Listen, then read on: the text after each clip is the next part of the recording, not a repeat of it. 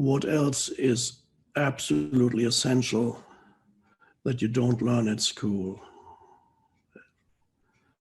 Well, it is also connected with awareness, and that is awareness of your thoughts. If you do not learn that you can be aware of your thoughts, then you are trapped in your thoughts and by your thoughts. And that is the fate still of many millions of humans on the planet.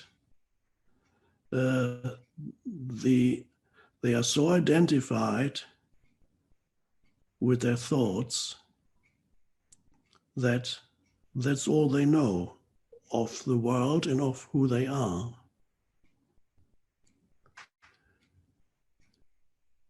So there is a dimension of consciousness in every human that is beyond the thinking mind. And why don't they teach that at school? It's so basic and simple. You can think. A lot of the time you think. Many humans think almost without interruption. They have a voice in their head that never stops talking. In other words, thinking. And yet, there's the possibility of realizing another dimension of consciousness that's, one could say, it's behind all your thoughts, or it's the canvas for your thoughts, or you can say it's the space in which your thoughts arise and into which your thoughts subside. Whatever you call it, it's the dimension of awareness or presence. And we live in a civilization that has been, one could almost say, being completely taken over by thought, by mental concepts. And there's been a loss of, a tragic loss of that deeper dimension that is in every human being. In that sense, you do not need to achieve it, you only need to discover it. There's a big difference between achieving and discovering. To achieve something, you need time, obviously, but to discover some discovery is of something that is already here. So you discover that dimension of consciousness in you that is awareness in between two thoughts. For example, at this moment, when I stop speaking,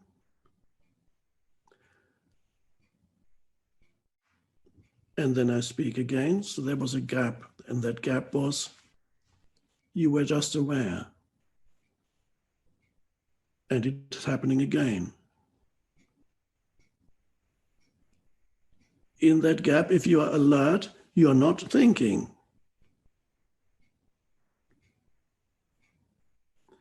In these gaps, you notice you're conscious, but there's no conceptualization. And again now.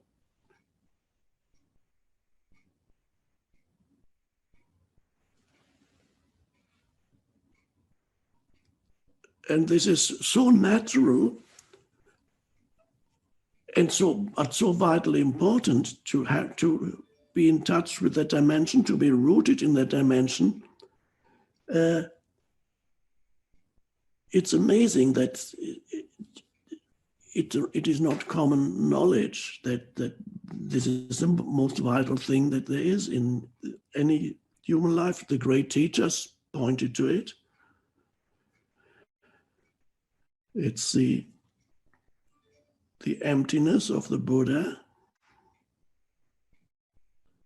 the kingdom of heaven of Jesus that is within you here and now. Different words. And it can happen naturally. It's perhaps more likely to happen when you look at something natural. Again, a tree, the sky. In the first moment of looking at the sky, in the first moment of looking at a landscape or at a tree or at a flower, you may find in the first moment of looking, you're not conceptualizing it. There's 2 or 3 seconds when there's just sense perception and an awareness of the sense perception. Look at the sky. 2, 3 seconds. Then usually the mind comes in and says something about it. It conceptualizes it. That's fine.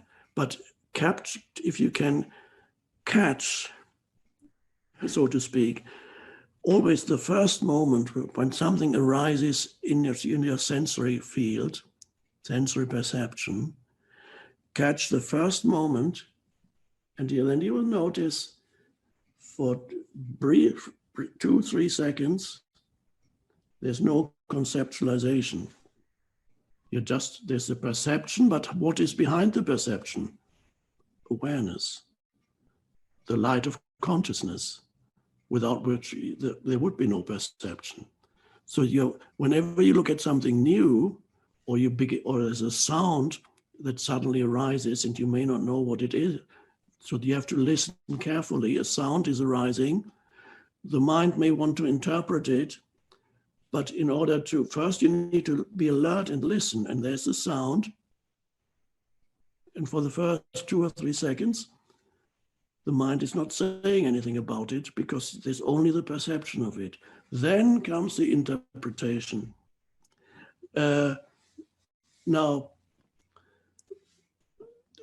if you're completely trapped in the conceptualizing mind, these moments are so short when you're just perceiving, you're hardly aware of it, and whatever, you're almost immediately labeling it, or you're not even aware of it, or just peripherally aware of it, because all your attention is absorbed by the voice in the head, by mind activity.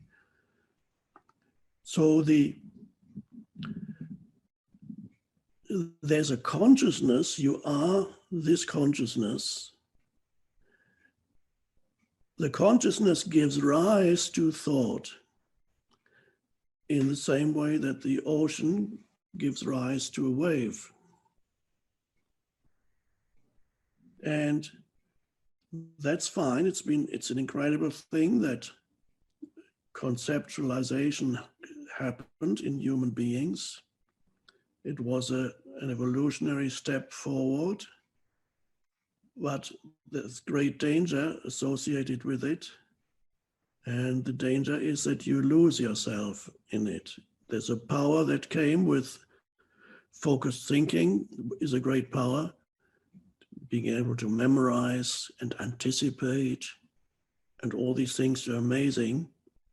We could make amazing things. Then science developed just as an extension of the human mind, the focused application of the human mind, and that created new incredible things.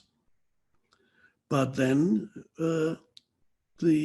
something dangerous happened. We got taken over by that, which ultimately is only an instrument, and we got taken over by it completely,